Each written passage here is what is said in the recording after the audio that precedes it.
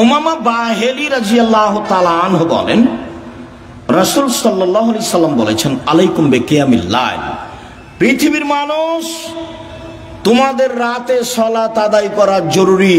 আল্লাহ নবী বলছেন, আমি বলিনি এই কথা। পৃথিবীর মানুষ, মহিলা পুরুষ, তোমাদের রাতে সালাত আদায় করা জরুরি। কেন?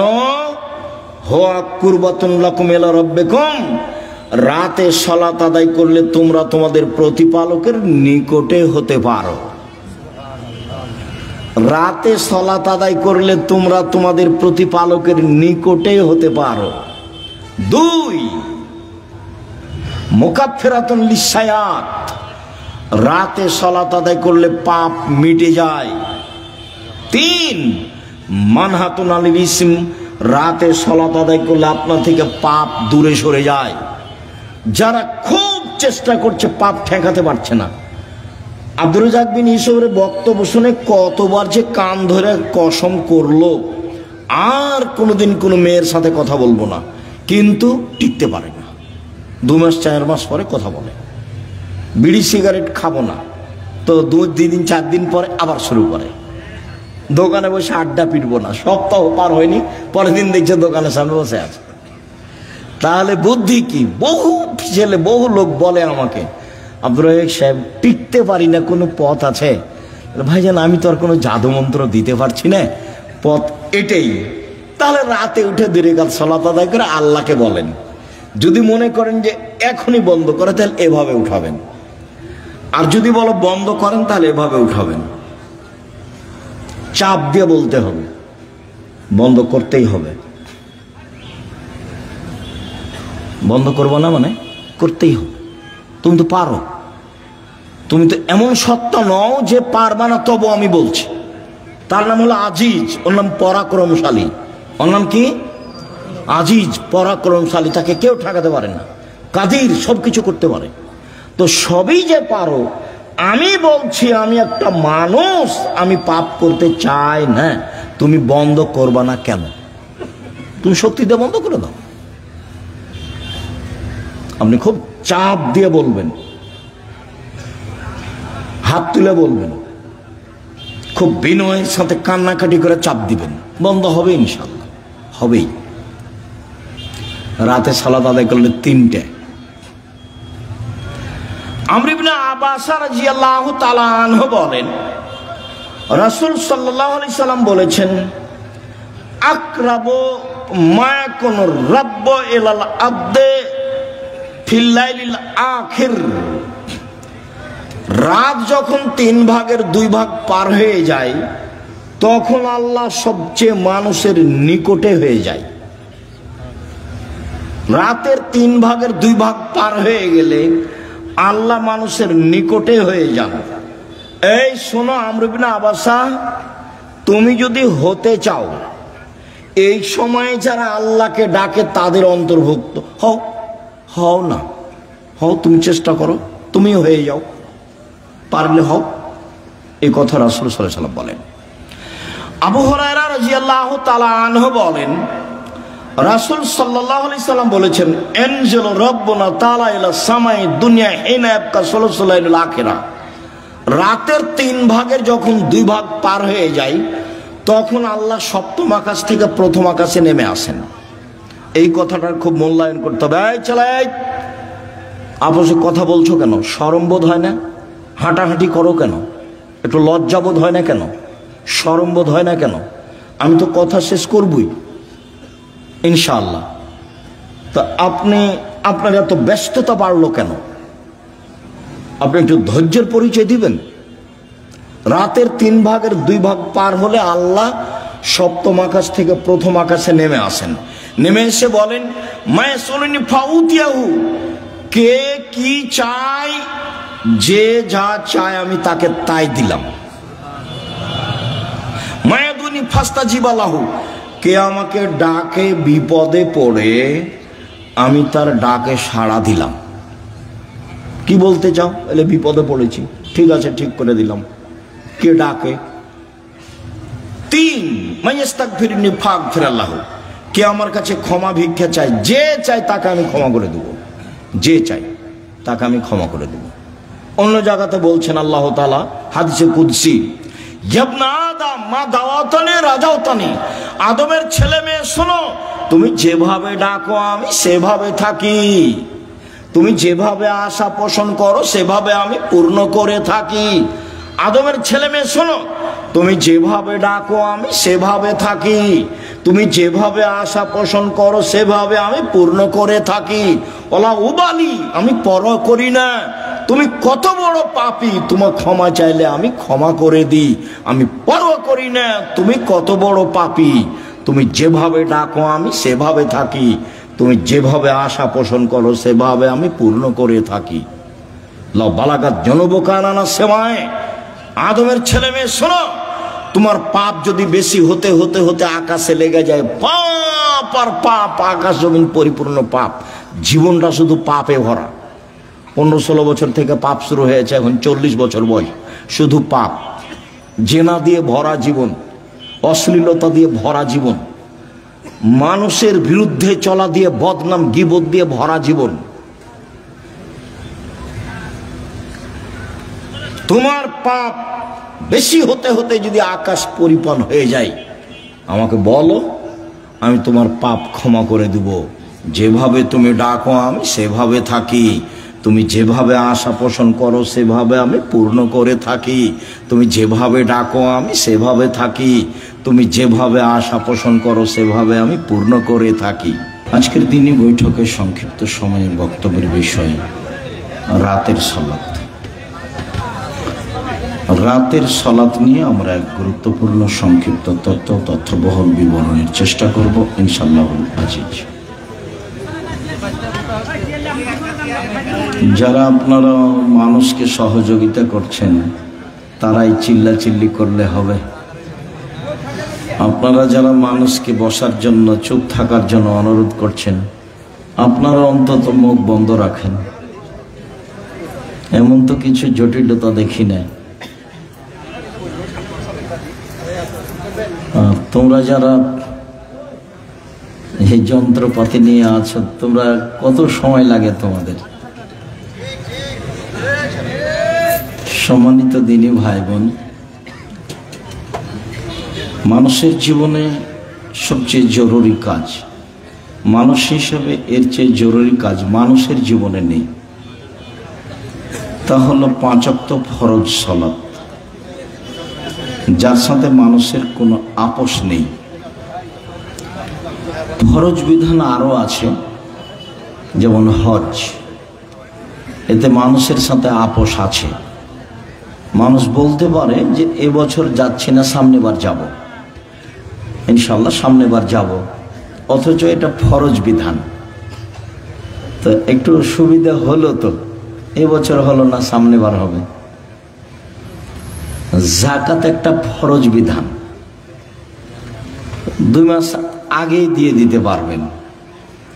আচ্ছা ঠিক আছে, হিসাব নিকাশ ঠিক আছে, আমি 1 মাস পরে দেব, দেন, একটু আপোষ হলো। রমজানের সিয়াম, রমজান মাস, আমি এখন অসুস্থ, পরের থাকবো, তো আল্লাহ বলছেন ঠিক আছে হলো, অথচ ফরজ বিধান। কিন্তু সলাতও ফরজ বিধান, এরকম কোনো সুযোগ নেই, সলাতের সাথে কোনো আপোষ নেই। আপনারা যারা মহিলা পুরুষ, কম বয়সের ছেলে, কম বয়সের মেয়ে, আপনারা এসেছেন, রাস্তাঘাটে আছেন, গল্পে ব্যস্ত আছেন, দোকানপাটে ব্যস্ত আছেন, মানুষকে দিনরাত দেখছি যে হঠাৎ অমুক মারা যাচ্ছে, অমুক মারা যাচ্ছে, জানাজাতে উপস্থিত হচ্ছি, কিন্তু শিক্ষা নিতে পারছি না, অথচ নেওয়া উচিত। আল্লাহ রাসূলকে একদিন জিজ্ঞাসা করা হয়েছিল যে সবচেয়ে বুদ্ধিমান কে, এটাই জিজ্ঞাসা। তো আল্লাহ রাসূল সাল্লাল্লাহু আলাইহি ওয়াসাল্লাম উত্তরে বললেন, আল্লাযী ইয়াযকুরুল মাউতা, যে তার মরণকে স্মরণ করতে পারে সেই হলো সবচেয়ে বুদ্ধিমান। তো আমরা তো জানাজায় যাই, কান্নাকাটিও দেখি, কিন্তু মরণকে তো স্মরণ করতে পারি না। আল্লাহ রাসূল আর একটা বলেছেন যে জুরু কবরাকুম, এই ছেলে শরম হয় না কেন তোমার? তুমি ওসব চিল্লাচিল্লি করে কি দেখাতে চাচ্ছ? তোমার একটু শরম বোধ হয় না কেন? যতই কষ্ট হোক তুমি আমাকে দেখতে পাও আর না পাও, কথা শোনো, আমি তো তোমার জন্য এসেছি, আমি তো কোনো স্বার্থ নিয়ে আসি। যে যেখানে আছেন দোকানপাটে লেনদেন বন্ধ করে আপনাদের একটা শরম থাকা দরকার। আজকে জিনিস কিনতে হবে কেন? কই আমরা তো এরকম হাটে বাজারে জিনিস কিনি না, তা তো আছি বেঁচে, হাটে বাজারেই তো যায় না। আমার জীবনে আমি কোনোদিন দোকানেই বসিনি, চায়ের স্টলেই বসিনি, তা আমরা তো বেঁচে আছি। তো আপনারা যে যেখানে আছেন আপোষে কথা বলে পরিবেশ নষ্ট করার চেষ্টা করেন না। সবসময় একটু শরম বোধ করবেন। শরম, লজ্জাবোধ একটা ভিন্ন জিনিস। আল্লাহ রাসূল বলছেন যে ইমানের 17টা ভাগ আছে, তার সবচেয়ে বড় ভাগ হলো লা ইলাহা ইল্লাল্লাহ, এটাই সবচেয়ে বড় ভাগ। আর সবচেয়ে ছোট হলো ইমাতাতুল আযানিত তারিক, রাস্তা থেকে কষ্টদায়ক জিনিস সরিয়ে দাও। রাস্তায় বসা নিষেধ, রাস্তায় দোকানপাট নিষেধ, মিছিল মিটিং রাস্তায় নিষেধ। আল্লাহ রাসূল বলছেন যেখানে রাস্তা নিয়ে গন্ডগোল হবে সেখানে রাস্তা ডবল হবে, বাড়িঘর ভেঙে দিয়ে। আল্লাহ রাসূল রাস্তার উপরে যত কঠোর, শরীয়তের আর কোনো জায়গায় তত কঠোর আমার বিদ্যা বুদ্ধিতে ধরা পড়েনি। রাস্তার উপরে আল্লাহ রাসূল যত শক্ত, যত কঠোর।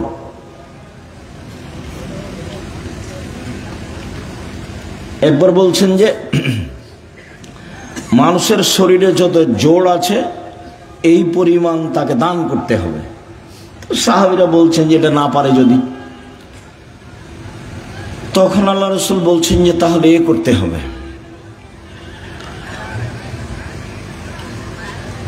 রাস্তা থেকে কষ্টদায়ক জিনিস সরিয়ে দিতে হবে।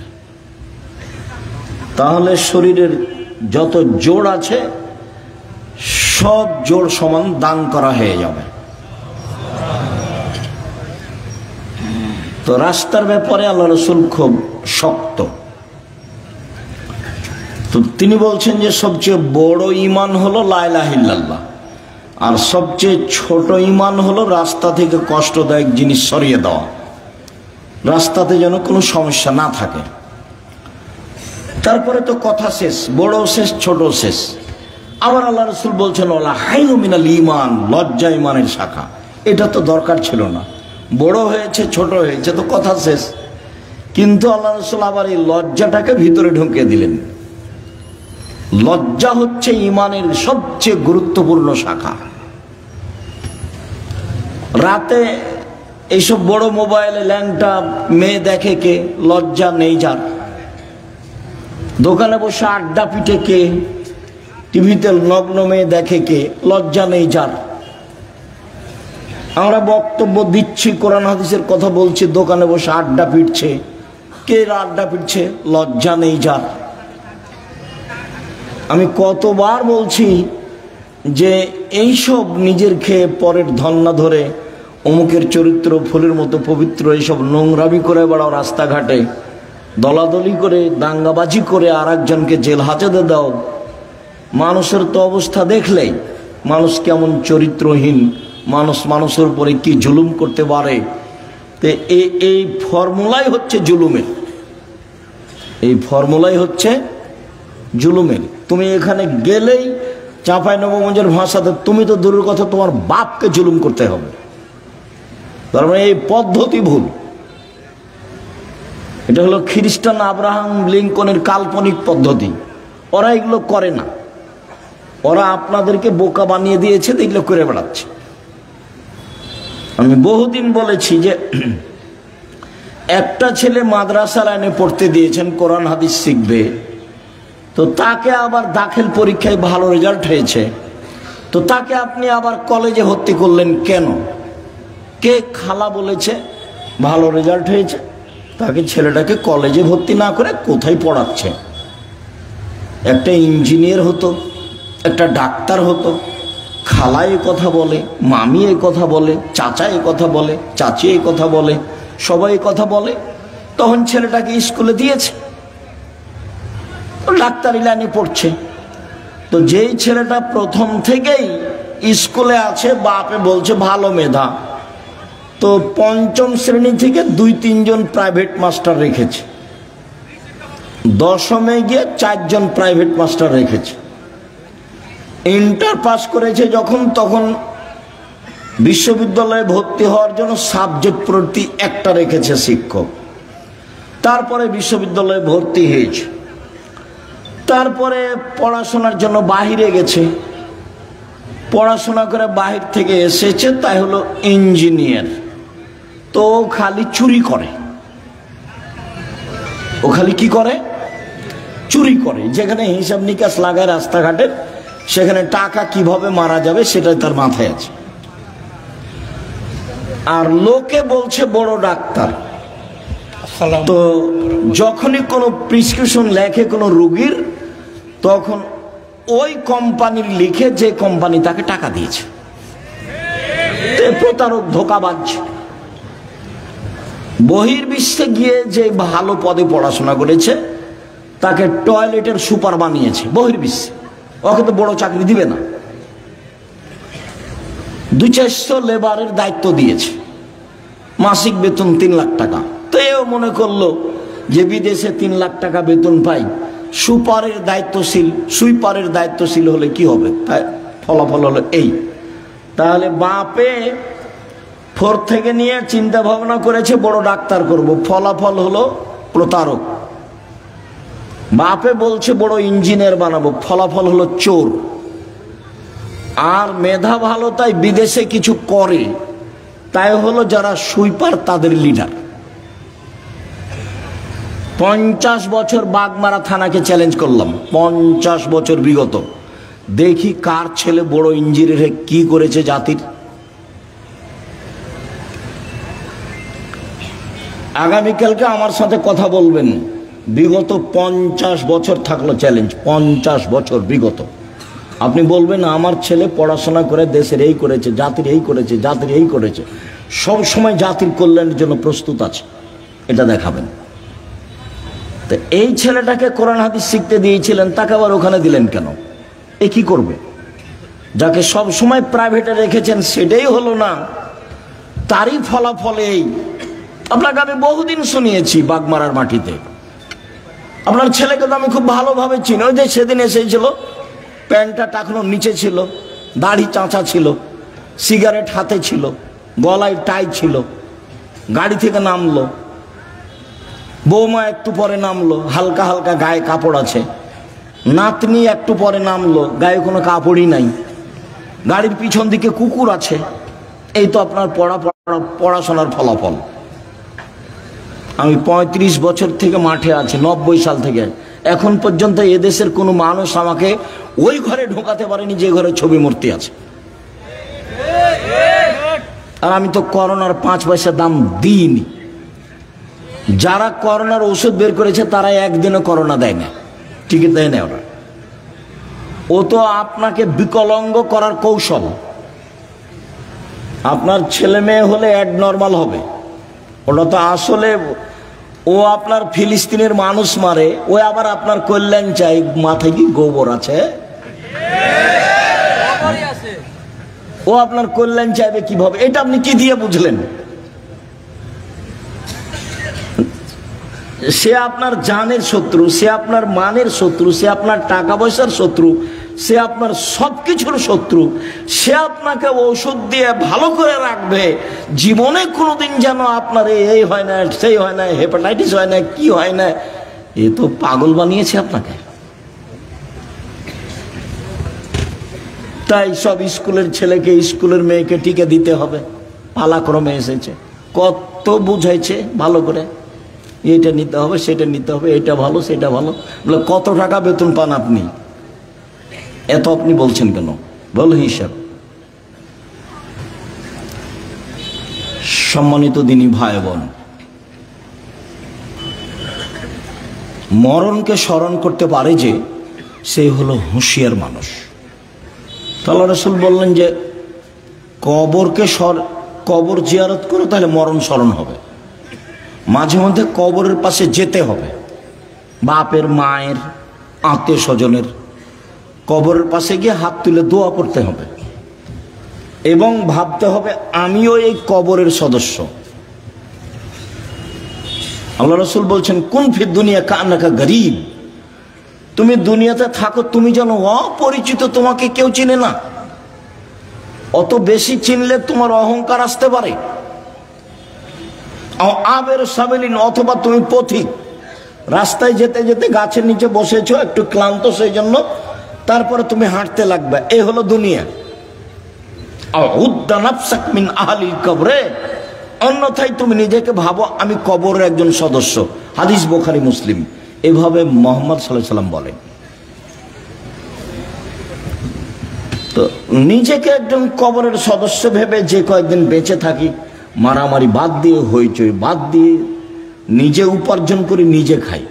বহুদিন বলেছি 4টা জিনিস: 5 ওয়াক্ত সালাত, কোরআন তেলাওয়াত, হালাল রুজি, আড্ডা না পিটা, জান্নাত হবে ইনশাল্লাহ। আড্ডা পিটা চিরদিনের জন্য হারাম। ওই যে দোকানে বসে আড্ডা পিটছেন, এটা হারাম। ওই যে মোবাইল নিয়ে সারাদিন সারা রাত ল্যাংটা বেটি ছেলে দেখছেন, এটা হলো আড্ডা পিটা, এটা হলো হারাম। ওইদিকে তোমার মা দেখে, এদিকে তোমার বাপ দেখে, ওই ঘরে তুমি দেখো, ওই ঘরে তোমার বোন দেখে, তাহলে পুরো বাড়িটা জেনায় সয়লাভ বন্যায়। তাহলে চরিত্র কোথায় আছে? এই আবার মোবাইলও ওদেরই, সব ফাংশন তাদের, ওরা বলে বন্ধু। সুদের যত পথ আছে, দুঃখিত সম্মানিত দিনী ভাই বোন, যে যেখানে আছেন, অল্প সময় কথা বলি। আপনার সাথে কিছু গুরুত্বপূর্ণ কথা বলতে এসেছি। মানুষের জীবনে সবচেয়ে জরুরি কাজ 5 ওয়াক্ত সালাত। মানুষের জীবনে জরুরি হিসেবে এর চেয়ে জরুরি কোনো কাজ নেই। সেটা হজ হোক, জাকাত হোক, জমি চাষ হোক, চাকরি হোক, ব্যবসা হোক, বাণিজ্য হোক, হাইকোর্ট হোক, জজ কোর্ট হোক, পৃথিবীর এমন কোনো কাজ নাই যেটা মানুষের জন্য নামাজের সালাতের চেয়ে বেশি জরুরি হতে পারে। এটুকু আপনার বোঝা উচিত। আপনি আমার ভালোবাসায় এসেছেন এখানে, আপনি তো 5 ওয়াক্ত সালাত আদায় করেন না। করা উচিত, করতেই হবে। বহুদিন বলেছি, অজু করে সালাত আদায় করতে হয়, তো পানি নেই, তায়াম্মুম করে করেন। মাটি নেই, তো অজু ছাড়া তায়াম্মুম ছাড়াই সালাত আদায় করেন। কেবলার দিকে মুখ করে সালাত আদায় করতে হয়, কেবলা বোঝা যায় না, কেবলা ছাড়াই করেন। দাঁড়িয়ে সালাত আদায় করতে হয়, দাঁড়িয়ে থাকা যায় না, বসে করেন। বসে থাকা যায় না, তো শুয়ে শুয়ে পড়েন। পরিষ্কার কাপড় পরে সালাত আদায় করতে হয়, পরিষ্কার নেই, যাতে পেশাব পায়খানা লেগে আছে সেটা পরেই পড়েন। পরিষ্কার অপরিষ্কার কোনো কাপড়ই নেই, উলঙ্গ অবস্থায় আছি, তো উলঙ্গ অবস্থাতেই পড়েন। গাড়িতে উঠে আছেন, শিকল ধরে আছেন, ঠেল মানে না গাড়িতে, দাঁড়ানো অবস্থায় আছেন, এই অবস্থায় সালাত আদায় করতে হবে। যুদ্ধের সালাতগুলো এসেছে যে একটা নিয়ম এসেছে যে একদল শত্রুর মোকাবেলা আছে আর একদল এখানে সালাত আদায় করছে। 1 রেখাত এরা, 1 রেখাত ওরা, রাসূলের 2 রেখাত, তারপর ওরা নিজে নিজে 1 রেখাত পড়ে শেষ করলো। আর একটা এসেছে শত্রুর মুখে দাঁড়িয়ে আছে, এভাবে সালাত আদায় করছে, শত্রুর মুখের উপর আছে, এভাবে সালাত আদায় করছে। তো রাসূল সাল্লাল্লাহু আলাইহি ওয়াসাল্লাম সালাতের উপরে এত সোচ্চার ছিলেন, যেই সালাত আমার আর আপনার ছেলে মেয়ের কোনো হিসাবে নেই। খাচ্ছে, পেশাব করছে, পায়খানা করছে, দিন কাটছে পশু প্রাণীর মতো, গরু ছাগলের মতো। আর দল করার ব্যাপারে ঠিকই আছে, আর মানুষের বদনাম আর গীবাত করার ব্যাপারে, বিরোধিতা করার ব্যাপারে, শত্রুতা করার ব্যাপারে ঠিকই আছে। কত সুন্দর করে ছবি দিয়ে রাস্তাঘাটে তুলে রেখেছে, কি যে দেখাইতে চাচ্ছে। মানুষের ক্ষতি করে বেশি দিন বেঁচে লাভ নাই। আমার জীবনে আমি 2টা কাজ খুব চেষ্টা করি জীবন বাজি রেখে, টিকে থাকা খুবই কঠিন। তার একটা হলো, আমি আমার জীবনে মানুষের কোনোদিন প্রতিশোধ নিব না ইনশাআল্লাহ। সে যা পারে করুক, যা পারে বলুক। পারিবারিক ভাবে হোক, জমি জায়গার ব্যাপারে হোক, সামাজিক ভাবে হোক, দল সংগঠন ভাবে হোক, মানুষের কোনোদিন প্রতিশোধ নিব না। আর মানুষের পিছে পড়বো না, বদনাম করবো না। আমাকে ধুয়ে ছেড়ে দেখ না কেন, ও নিয়ে আমি মাথা ঘামাই না। বলেছে বলেছে, হ্যাঁ আমাকে এভাবে বলবে মানে, এরকম আমার মাথায় কাজ করে না। বরং আপনাকে আমি কতদিন বললাম, কেউ যখন গালি দেয় তখন আবার বন্ধ করলে আমি আবার পাল্টা রিং দিয়ে বলি যে ভাইজান গালি কি আরো বাকি ছিল, হয়তো বা মোবাইলে টাকা শেষ হয়ে গেছে নাকি, গালি দিয়ে নেন। প্রতিশোধ নিয়ে লাভ নাই, ওর পিছনে পড়ে লাভ নাই। আমার আব্বা বলতেন যে ছেলে মেয়ে দুনিয়াতে এসেছে ভাগ্য ছেড়ে এসেছে, তাই তাদের চিন্তা করতে হবে। আমি এখন বলি আব্দুল্লাহ, আব্দুর রহমান, আব্দুর রহিমের চিন্তা করতে হবে, ওরা কি ভাগ্য ছেড়ে এসেছে? ওরা ভাগ্য নিয়ে আসেনি, ওদের তাকদিরে কিছু লেখা আছে তো নাকি? যেদিন আল্লাহ মানুষ সৃষ্টি করেছেন সেদিন চারটা জিনিস লিখেছেন, হায়াতাহা ও মাউতাহা ও রিজকাহা ও মাসাইবাহা। তার মরণ, তার জীবন, তার রুজি, তার অসুখ বেসুখ। করোনা লেখা থাকলে হবেই,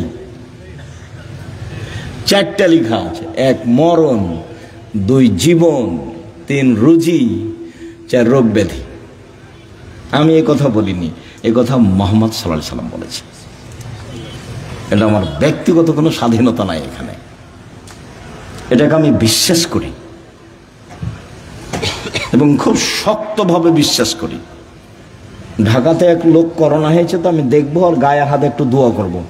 তো আর ছেলে মেয়ে সবাই আছে, খালি আমাকে অনুরোধ করছে যে ওস্তাদজি আপনি ভিতরে আসেন না, ওস্তাদজি আপনি ভিতরে আসেন না, আপনি আমার আব্বার জন্য বাহির থেকে দূর করেন, দোয়া করেন। বলছি আমি তো আমার অন্তর তো ধাক্কা খাই না যে তোমার বাপের গায়ে হাত লাগালে আমাকে করোনা ধরবে। ধরেও যদি, তা আমি বলবো না যে এই কারণে ধরেছে, আমি বলবো ওই যে লেখা ছিল সেই জন্য ধরেছে। না, আমি এত তাড়াতাড়ি পরিবর্তন হতে চাই না, মাস্ক দিয়ে ভাগ্য বাড়াতে রাজি নই, এটা করতে রাজি নই। শুনুন, 5 ওয়াক্ত সালাত আদায় করতেই হবে আপনাকে। আজকের জরুরি কথা আপনার সাথে, মানুষের জীবনে কিছু চাওয়া পাওয়া আছে। মানুষ বেঁচে থাকলে সমস্যা নেমে আসে, মামলা মোকদ্দমা হয়, জমি জায়গা লাগে, বাড়ি ঘর লাগে, কিছু লাগে মানুষকে। তো মানুষ আল্লাহকে বলতে শিখো। কাকে বলতে শিখবে? আল্লাহকে। ও পারে, আরো যা করে তাকে কেউ ঠেকাতে পারে না, আর ও ঠেকিয়ে দিলে কেউ করতে পারে না। আমার তার কাছে যে, আমার কাছে যে কত প্রমাণ আছে, মাঝে মধ্যে বলি না, 2013 সালের 24শে আগস্ট রোজ মঙ্গলবার সকাল 11টার সময় হাঁটাবো, বীরহাটাবো, রূপগঞ্জ, নারায়ণগঞ্জ, ঢাকায় বলেছিলাম আমার হাতে টাকা নাই, এ কথা সত্য, এখানে প্রতিষ্ঠান গড়বে এ কথা সত্য, ইনশাল্লাহ গড়বেই গড়বে। প্রতিষ্ঠানটা প্রায় এখন 100 বিঘা জমির উপরে, 100 বিঘা। 2016 সালের 17 ফেব্রুয়ারি রোজ বুধবার বিকাল 4টা 4:30টার সময় বলেছিলাম এই ডাঙ্গিপাড়ায়, সেই প্রতিষ্ঠান এখন প্রায় 50 বিঘার উপরে অবস্থান করে, 50 বিঘা। এবছরের জানুয়ারিতে ছাত্র ছিল 2200, প্রায় 5000 ছেলে মেয়ে পড়াশোনা করে, 300 জন শিক্ষক শিক্ষিকা, প্রতি মাসে বেতন লাগে 40 লক্ষ। অথচ আমি নিজেকে মনে করছি আমি হলাম কচুর পাতার পানি। কচুর পাতার পানি বুঝেন না? একটু বাতাস আসলে কেমন হয়, এই পড়লো, এই পড়লো, এই পড়লো। মানে আমি ভিত্তি দিয়ে, বংশ দিয়ে, নিজের ব্যবসা দিয়ে, ক্ষমতা দিয়ে জামিয়া সালাফিয়া চালাই না। চলে কিভাবে আমি নিজেই বুঝতে পারি না, তা আমার আবার ক্ষমতা কি? সম্মানিত দিনী ভাই বোন, 6-7 নভেম্বরে আছে, একদিনের ভালোবাসা গড়াইন না, নইলে আমি তখন আর আসতে চাইবো না। মাঝে মধ্যে যাবেন, ভালোবাসা গড়াবেন, পত্রিকা নেবেন। আপনার টাকা দিয়ে এতগুলো পত্রিকা ছাপে, কত জানো? প্রায় 16,000 পত্রিকা ছাপে আল ইতেসাম পত্রিকা। তা আপনি মনে করেন না যে আমার টাকা দিয়ে ছাপাই, আপনার টাকা দিয়েই ছাপাই। তাহলে আব্দুল রাজ্জাক সাহেব কই আমার বাঘ মারা বাড়ি, আমি তো কোনোদিন টাকা দিইনি। তা আপনি দেননি, কেউ দেয় না, এটা হয় কিভাবে? প্রায় 500-র অধিক এতিম এবং অসহায় মানুষ আছে, তাদের রুজি হয় কিভাবে? কেউ দেয়, নাহলে কিভাবে হয়? ওখানে কি মারিয়ামের মতো আল্লাহ দিয়ে যায়, জিবরাইল দিয়ে? মারিয়ামের খালু জাকারিয়া বলছে, মারিয়াম এ কি ফল, অসময়ের ফল যে, শীতের দিনে রাজশাহীর ফজলি আম, ফজলি আম ছিল না, এমনি বলছি শীতের দিনে অসময়ের ফল। তখন মারিয়াম বলছেন, হাযা মিন ইনদিল্লাহ, এগুলো কোথা থেকে এসেছে? আল্লাহর পক্ষ থেকে এসেছে। এমন তো আর এখন নয়, মানুষই দেয়। এত বড় প্রতিষ্ঠান মানুষের সহযোগিতাই চলে। অবশ্যই যাবেন 6 তারিখ 7 তারিখে, দেশ বিদেশের আলেম ওলামা থাকবেন। আর ইবতেসাম এলাহি জহির, এহসান এলাহি জহির পাকিস্তানের ছেলে ইবতেসাম এলাহি জহির থাকবেন। আরও কে কে থাকবেন আমি এটা জানি। সম্মানিত দিনী ভাই বোন, রাতের সালাত, রাসূল সাল্লাল্লাহু আলাইহি সাল্লাম বলেন, ইন্না শায়তান ইয়াকিদু আলা রাসিয়াতি আলা কাফিয়াতি রাস আহাদিকুম, যখন তোমাদের কোনো ব্যক্তি রাতে ঘুমায় তখন শয়তান তার মাথায় চুলে গিরা লাগায়, 3টে গিরা লাগায়, চুল থাক আর না থাক, চুলে গিরা লাগায়। ওয়া ইজরিবু আলা উকদাতিন, ওই গিরার উপরে এভাবে হাত দিয়ে থাবা মারে আর বলে, উরকো ঘুমাও, লাইলন তবিল, রাত লম্বা, রাত লম্বা, ঘুমাও, রাত লম্বা। এভাবে শয়তান এরকম করে। ফাইনিস্তাই কাজা আহাদকুম, তোমাদের ব্যক্তি যদি এখন কেউ ঘুম থেকে উঠে যায়, জেগে যায়, যাকার আল্লাহ, তারপর বলে আলহামদুলিল্লাহিল্লাযী আহয়ানা বাদা মা মাতানা ওয়া ইলাইহিন নুশুর, ওই আল্লাহর প্রশংসা যে আল্লাহ আমাকে মরণ দেওয়ার পরে জীবন দিল। একটু আগে মরণ দিয়েছিল, এখন আবার কি করলো? জীবন দিল। ওরে আমি প্রশংসা করছি। এইটুকু বললেই একটা গিরা খুলে যাবে। শয়তান যত বড়ই পাওয়ারফুল ক্ষমতার অধিকারী হোক না কেন, আমি দোয়া পড়েছি, ঘুম থেকে উঠে গিরা খুলে যাব।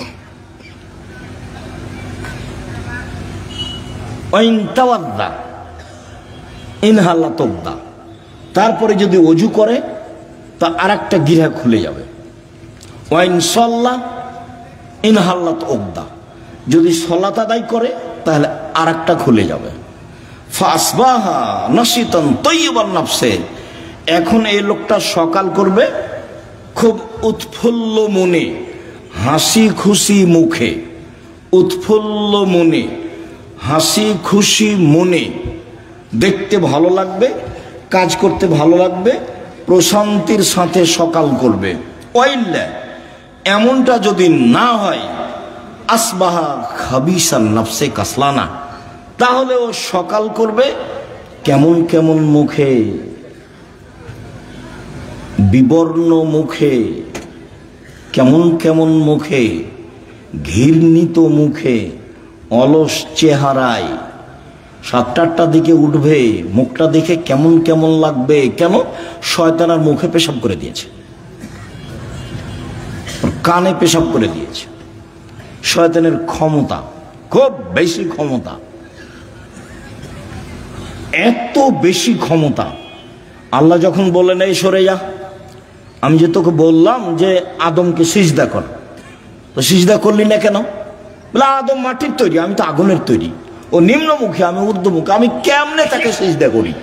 সর এখান থেকে, সর, তোর অহংকার বেশি, সর এখান থেকে, সর। তখন বলছে আচ্ছা ঠিক আছে সরে যাও, আমার একটা কথা। হ্যাঁ কি কথা? আমাকে কিয়ামত পর্যন্ত বেঁচে থাকার সুযোগ দিতে হবে। কার দাবি এটা? শয়তানের। তা আল্লাহ বললেন ঠিক আছে দিলাম, এলা ওয়াক্তি মালুম, একটা সময় পর্যন্ত দিলাম। যেমন পেয়েছে সময় তেমনি বলছে ওয়া ইজ্জাতিকা, তোমার সম্মানের কসম, আল্লাহকে বলছে। ইয়া রাব্বি, শয়তান বলছে ইয়া রাব্বি, হে আমার প্রতিপালক, তোমার সম্মানের কসম, লাউজ্ঞানিল ইনসানা মাদামা তারহুম ফি আসাদিহিম, আদমের ছেলে মেয়েকে পাপ করাবো করাবো করাবো, ওকে আমি ভুল পথে নিয়ে যাব যাব যাব, ওর দেহে যতদিন শ্বাস আছে আমি তাকে পাপই করেই ছাড়বো। ও কেমনে জান্নাতে যায় তা আমি দেখে ছেড়ে দেব। এ কথা শয়তান বলল। আপনি বুঝতে পারছেন না, কোরআন মাজিদে শত জায়গাতে এসেছে সব খারাপকে আপনাকে ভালো করে দেখায়। যত খারাপ তত আপনার কাছে প্রিয়। ল্যাংটা ছবি আপনার কাছে ভালো লাগে কেন? জেনা ভালো লাগে কেন? দোকানে বসে আড্ডা ফিরতে ভালো লাগে কেন? হই হুল্লাড় করে চিল্লাচিল্লি করতে ভালো লাগে কেন? মানুষের বদনাম করতে ভালো লাগে কেন? মানুষকে জেল হাজতে দিতে ভালো লাগে কেন? মিথ্যা কসম সাক্ষী দিতে আপনাকে ভালো লাগে কেন? সব ছুঁচামি, নোংরামি, শয়তানি, জঘন্য কাজ আপনাকে ভালো লাগে কেন? সব শয়তান আপনার মাথায় সারাদিন পাকায়, সেজন্য ভালো লাগে। তো বলেছে আমি ওকে জাহান্নামে নিয়ে যাব, কেমনে জান্নাতে যাই তা আমি দেখে ছেড়ে দেবো। এটা আল্লাহর সামনে তার কসম। বলছে তোমার ইজ্জতের কসম, আমি ওকে জাহান্নামে নিয়ে যাব। আমি একাই যাব? তাহলে পৃথিবীতে সবচেয়ে বেশি রিক্সে জীবন কাটায় কে বলেন তো? শয়তান। ওর চেয়ে রিক্সে, খুব বেকায়দায়, খুব বিপদগ্রস্ত অবস্থায় আর কেউ নেই শয়তান ছাড়া। আর তার কাজ আবার কমে গেছে। কেন? ইহুদিদের কাছে তার কোনো কাজ নাই। আমাদের চাঁপাই নবগঞ্জে বলে শয়তান হলো 14 ইলিমের পড়া, মানে বিদ্যা আছে সব। ইহুদি তো জাহান্নামে যাবেই, তো ওখানে গিয়ে কি করবে? খ্রিস্টান তো জাহান্নামে যাবেই, তো ওখানে গিয়ে কি করবে? হিন্দুরা তো জাহান্নামে যাবেই, তো ওখানে গিয়ে কি করবে? যারা কাদিয়ানি তারা তো গেছে, যারা শিয়া তারা তো গেছে, আকীদায় মার খেয়েছে যারা, তারা তো জাহান্নামে যাবে। তো তাহলে শয়তানের কাজ সব জায়গাতে ঘুরে এসে যারা কোরআন হাদিস পড়ে, মানতে চায়, সালাত আদায় করতে চায়, এখানে আছে। যারা দিন ধর্মের যত কাছাকাছি, শয়তান সেখানে তত শক্ত। এখন আল্লাহ যদি বলতেন এই শয়তান কিছু করতে পারবি না, যা কিছু করতে পারবি না, তাহলে খুব ভালো হতো। তা এখন আল্লাহ বলছেন যে আচ্ছা ঠিক আছে, ওয়া ইজ্জতি ওয়া জালালি ওয়া ইরতিফায়ে মাকানি, আমার সম্মানের কসম। আল্লাহ বলছেন আমার সম্মানের কসম, আমার মর্যাদার কসম, আমার ইজ্জতের কসম, আদমের ছেলে মেয়ে যতবার ক্ষমা চাইবে ততবার ক্ষমা করে দেব। এইটা বললেন, তার মানে ক্ষমা চাওয়ার একটা পালা থেকেই গেল। আমাকে আপনাকে বাঁচতে হলে দিনরাত ক্ষমা চেয়েই বাঁচতে হবে। মানে আস্তাগফিরুল্লাহ ওয়া আতুবু ইলাইহি তাসবিহ করে নিতে হবে। তাসবিহ, শ্বাস চলে যেমন অজান্তে, মুখে থুথু আসলে ফেলে দেন যেমন অজান্তে, সময় আসলে খাওয়া রেডি হয় যেমন স্বাভাবিকভাবে, তেমনি জীবনে স্বাভাবিকভাবে আসতে হবে আস্তাগফিরুল্লাহ ওয়া আতুবু ইলাইহি। আস্তাগফিরুল্লাহ ওয়া আতুবু ইলাইহি। চলছেন, ফিরছেন, উঠছেন, বসছেন। আল্লাহ বললেন যে ঠিক আছে, আদম সন্তান যতবার আমাকে বলবে আমার ভুল হয়েছে ততবার আমি ক্ষমা করে দেব, এইটা বললেন। কিন্তু বললেন না যে তুই কিছু করতে পারবি না, এটা বলেন। তখন আল্লাহ রাসূল বলছে কুল্লু বানি আদম খাত্তা, আদম সন্তানই পাপী। খায়র খাত্তাই না তাওবুন, সবচেয়ে ভালো আদমের ছেলে মেয়ে সেই যে বলে আস্তাগফিরুল্লাহ ওয়া আতুবু ইলাইহি, আস্তাগফিরুল্লাহ আল্লাযী লা ইলাহা ইল্লা হুয়াল হাইয়ুল কাইয়্যুম ওয়া আতুবু ইলাইহি, রব্বিগফিরলি ওয়া তুব আলাইয়া ইন্নাকা আনতাত তাওয়াবুল গফুর। আল্লাহুম্মা আনতা রাব্বি লা ইলাহা ইল্লা আনতা খালাকতানি ওয়া আনা আবদুকা ওয়া আনা আলা আহদিকা ওয়া আদিকা মাসতাতাতু আউযু বিকা মিন শাররি মা সানাতু আবু লাকা বিনিআমাতিকা আলাইয়া ওয়া আবু বিযামবি ফাগফিরলি ফাইন্নাহু লা ইয়াগফিরুয যুনুবা ইল্লা আনতা। এই ছেলে, আমাকে কাজ দেখাচ্ছ, ধৈর্যের পরিচয় দাও। আমাদের এখানে কোনো কেচ্ছা কাহিনী নেই, নির্বাচনও আসেনি। অল্পক্ষণ ধৈর্যের পরিচয় দিবেন, কাজ দেখায়েন না, যেটা আমি পছন্দ করি না। আমি আপনার জন্য এসেছি। আমি আব্দুর রাজ্জাক বিন ইউসুফ, আপনি আমাকে টাকা দিয়ে নিয়ে এসেছেন, এমনটা মাথায় থাকলে ভুল হয়েছে। সম্মানিত দিনী ভাই বোন, যদি রাতে না উঠে তাহলে শয়তান তার মুখে কানে পেশাব করে। আয়েশা রাদিয়াল্লাহু তাআলা আনহা বলেন, কানান নবী সাল্লাল্লাহু আলাইহি ওয়াসাল্লাম ইসাল্লি ফিমা বাইনা ইয়াফরুগা মিন সালাতিল ইশা ইলাল ফজর 11 রাকা ওয়া ইসাল্লামু মিন কুল্লি রাকাতাইন ওয়া ইউতির বিওয়াহিদাতিন। এশার পর থেকে নিয়ে ফজর পর্যন্ত সময়ে আল্লাহর নবী 11 রাকাত রাতের সালাত আদায় করতেন। 11 রাকাত। কখন থেকে কখন? এশার থেকে নিয়ে ফজর পর্যন্ত। তাহাজ্জুদ পড়ার সময় শুরু হয়ে যায় এশার পর থেকেই ফজর পর্যন্ত সময়। হ্যাঁ, রাত 3 ভাগের 2 ভাগ পার হওয়ার পরে মানুষ পড়ুক, এটা সবচেয়ে উত্তম। কিন্তু সময় শুরু হয়ে যায় কখন থেকে? এশার পর থেকে না ফজর আযান পর্যন্ত। আল্লাহর নবী 2 রাকাতের পরে সালাম ফিরতেন, 2 রাকাত পড়ে সালাম ফিরতেন, 2 রাকাত পড়ে সালাম ফিরতেন। 1 রাকাত বিতর পড়তেন। 1 রাকাতের হাদিস অনেক বেশি। আপনার জন্য বইটা লিখেছিলাম, রাসূল সাল্লাল্লাহু আলাইহি ওয়াসাল্লামের সালাত বনাম প্রচলিত সালাত। আপনি নিয়ে পড়েন কিনা সেটা আমি জানি না। কৃপণতা দেখায়েন না, ফল ভালো হবে না। 16,000 পত্রিকা ছাপানো হয়, ওটা নয়, ওখানে টাকসাল নাই, ওখানে সব কিছু মেশিন দেওয়া হয় না। মানুষ আছে, কর্মচারী আছে, টাকা খরচ করেন আপনি। অতএব আপনি পড়বেন। 50টা প্রশ্নের উত্তর আছে। আমি পরিশ্রম করি আপনার জন্য দিন রাত। আলেম ওলামা আছে, প্রেস আছে, টাকা পয়সা খরচ হয়। এমনি অনেক বই আছে, তার মধ্যে আল ইতিসাম পত্রিকা, জামিয়া সালাফের মুখপাত্র পত্রিকা। 20, 25, 30 টাকা আপনার কাছে ভারী হোক, এটা আমি চাই না, এটা আমি কামনা করিনি। আমি মনে করছি বই কিনবেন, পড়বেন, বন্ধু বান্ধব, আত্মীয় স্বজন, খালা ফুফু সবকে দিবেন। যারা আছে আত্মীয় স্বজন তাদেরকে দিবেন। যে আব্দুল রাজ্জাক সাহেব সালাতের পর বইটা লিখেছেন, দেখেন তো, 1 রাকাত বেতর, 3 রাকাতের হাদিস বুখারী মুসলিম, 5 রাকাতের হাদিস বুখারী মুসলিম, সব একটানা। 3 রাকাত একটানা, 5 রাকাত একটানা। বিকল্প কি সেটা আপনাকে আমি বলতে চাইনি। আমি আপনাকে বলতে চাইছি বুখারী মুসলিমের হাদিস এইভাবে। বুঝাতে পারিনি মনে হয়। সম্মানিত দিনী ভাই বোন,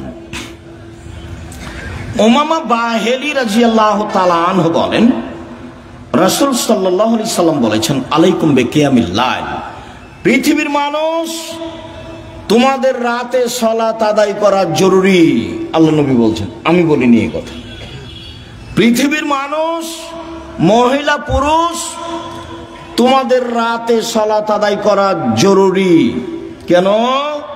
হুয়া কুরবাতুন লাকুম ইলা রাব্বিকুম, রাতে সালাত আদায় করলে তোমরা তোমাদের প্রতিপালকের নিকটে হতে পারো। রাতে সালাত আদায় করলে তোমরা তোমাদের প্রতিপালকের নিকটে হতে পারো। 2, মুকাফফিরাতুন লিসায়াত, রাতে সালাত আদায় করলে পাপ মিটে যায়। 3, মানহাতুন আনিল ইসম, রাতে সালাত আদায় করলে আপনার থেকে পাপ দূরে সরে যায়।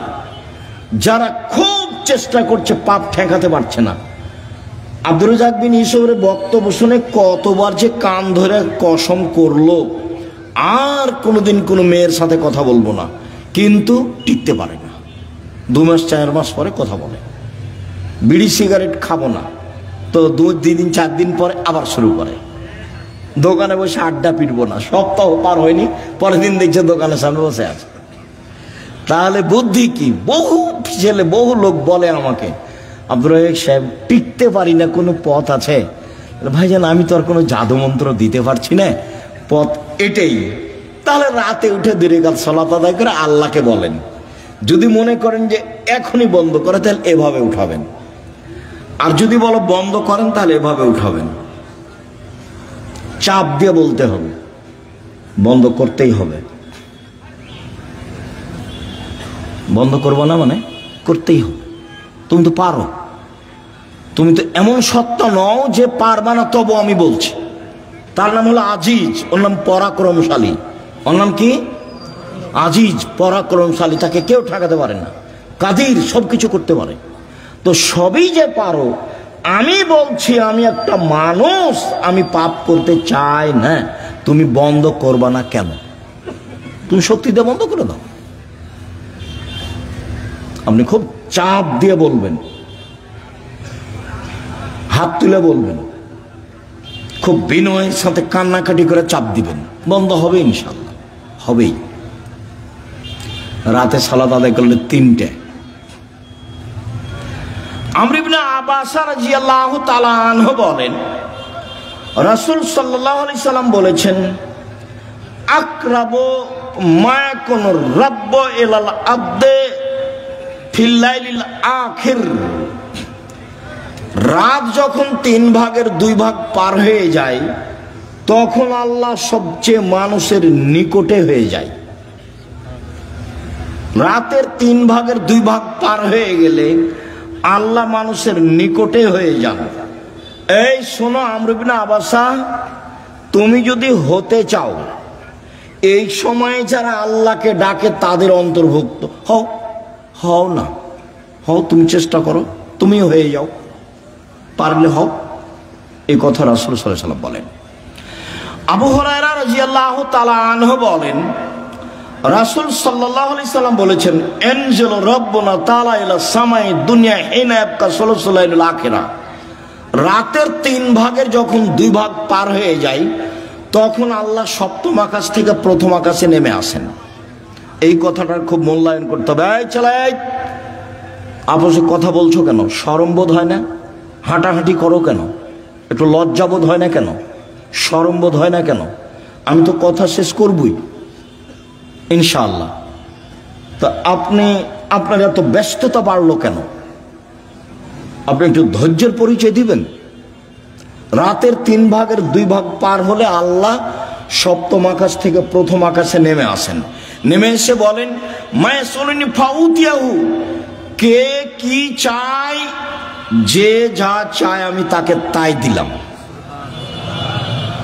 মায়াদুনি ফাস্তাজিবালাহু, কে আমাকে ডাকে বিপদে পড়ে, আমি তার ডাকে সাড়া দিলাম। কি বলতে চাও? এলে বিপদে পড়েছি, ঠিক আছে, ঠিক করে দিলাম। কে ডাকে? 3 মাইয়াস্তাগফিরনি ফাগফিরাল্লাহু, কে আমার কাছে ক্ষমা ভিক্ষা চায়, যে চাই তাকে আমি ক্ষমা করে দেব, যে চাই তাকে আমি ক্ষমা করে দেব। অন্য জায়গাতে বলছেন আল্লাহ তাআলা হাদিসে কুদসি, ইবনা আদম মা দাওয়াতানি রাজাওতানি, আদমের ছেলে মেয়ে শোনো, তুমি যেভাবে ডাকো আমি সেভাবে থাকি, তুমি যেভাবে আশা পোষণ করো সেভাবে আমি পূর্ণ করে থাকি।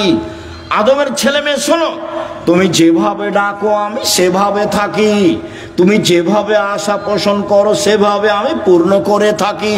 ওলা উবালি, আমি পরোয়া করি না তুমি কত বড় পাপী, তোমার ক্ষমা চাইলে আমি ক্ষমা করে দিই, আমি পরোয়া করি না তুমি কত বড় পাপী, তুমি যেভাবে ডাকো আমি সেভাবে থাকি, তুমি যেভাবে আশা পোষণ করো সেভাবে আমি পূর্ণ করে থাকি। লা বালাগাত জনবকানা সেমায়, আদমের ছেলে মেয়ে শোনো, তোমার পাপ যদি বেশি হতে হতে হতে আকাশে লেগে যায়, পাপ আর পাপ, আকাশ জমিন পরিপূর্ণ পাপ, জীবনটা শুধু পাপে ভরা। 15-16 বছর থেকে পাপ শুরু হয়েছে, এখন 40 বছর বয়স, শুধু পাপ, জেনা দিয়ে ভরা জীবন, অশ্লীলতা দিয়ে ভরা জীবন, মানুষের বিরুদ্ধে চলা দিয়ে, বদনাম গীবত দিয়ে ভরা জীবন। তোমার পাপ বেশি হতে হতে যদি আকাশ পরিপূর্ণ হয়ে যায়, আমাকে বলো, আমি তোমার পাপ ক্ষমা করে দেব। যেভাবে তুমি ডাকো আমি সেভাবে থাকি, তুমি যেভাবে আশা পোষণ করো সেভাবে আমি পূর্ণ করে থাকি, তুমি যেভাবে ডাকো আমি সেভাবে থাকি, তুমি যেভাবে আশা পোষণ করো সেভাবে আমি পূর্ণ করে থাকি। বিচারের মাঠে সব মানুষের সামনে আল্লাহ আসবেন, সব মানুষের সামনে, পুরুষ নারী সব মানুষের সামনে এসে আল্লাহ বলবেন, আদমের ছেলে মেয়ে শোনো, আজ তুমি যে পরিমাণ পাপ নিয়ে এসেছো, আমি সেই পরিমাণ ক্ষমা নিয়ে এসেছি। তোমার যে পরিমাণ পাপ আমার সেই পরিমাণ ক্ষমা, তোমার যে পরিমাণ পাপ আমার সেই পরিমাণ ক্ষমা, তোমার যে পরিমাণ পাপ আমার সেই পরিমাণ ক্ষমা, যদি শিরক না হয়ে থাকে। তো বাংলাদেশের ছেলে মেয়ে তো আল্লাহর রাস্তায় শিরক করছে, স্কুলে গিয়ে তো সুন্দর করে বলছে ওমা তোমার আকাশ, ওমা তোমার বাতাস। আমি বলি না, আমার ছেলে মেয়েকে বলতে দিনি। এখনো এমন কোনো পরিস্থিতি আমার উপরে আসেনি যে আমি বলতে বাধ্য। মায়ের দুধ ছেড়ে গিয়ে বলবে ও কালিমা তোমার আকাশ, এত বড় নোংরা কথা আমার ছেলে মেয়ে বলবে, এখনো এই পরিবেশ আমার কাছে আসেনি। যার কাছে বিদ্যা নাই, যার কাছে বুদ্ধি নাই, তার ছেলে মেয়ে করুক। আপনি কেমন বুদ্ধিমান মানুষ তা আমার কাছে ধরা পড়েনি। আপনার কাছে কি বিদ্যা আছে এটা আমার কাছে ধরা পড়েনি। সবচেয়ে বদের গোড়া হলো আপনার ওই ঠাকুর। ঠাকুর হলো ঢাকা বিশ্ববিদ্যালয়ের শত্রু, ঠাকুর মুসলমানের শত্রু। যেদিন ভারত, বাংলাদেশ, পাকিস্তানের মুসলমান ইংরেজদের হাতে নির্যাতিত, সেদিন ঠাকুর ক্ষমতা দেখাই মান সম্মানে বসবাস করে লন্ডনে। সেই ঠাকুরের গান আমার ছেলে মেয়ে পড়ে, পাগল হয়ে গেছি।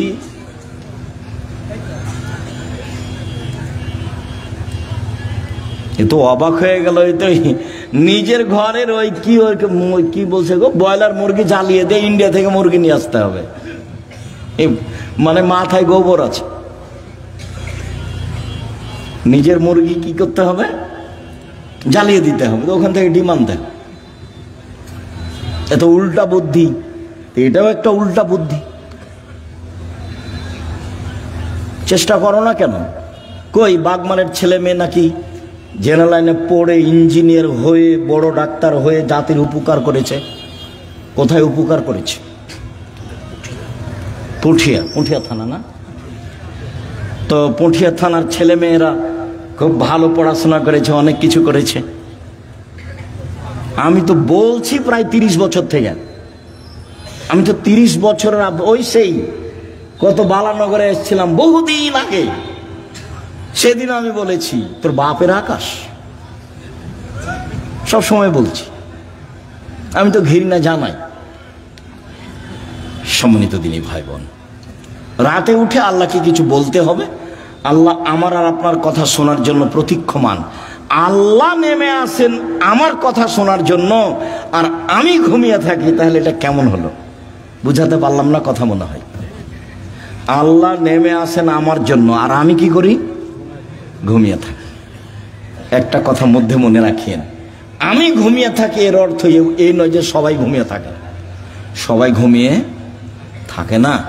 কেউ না কেউ আল্লাহকে বলে যে ঠিক আছে তাহলে আমাকে এটা করে দাও, ঠিক আছে তাহলে এটা আমাকে করে দাও, এভাবে বলে।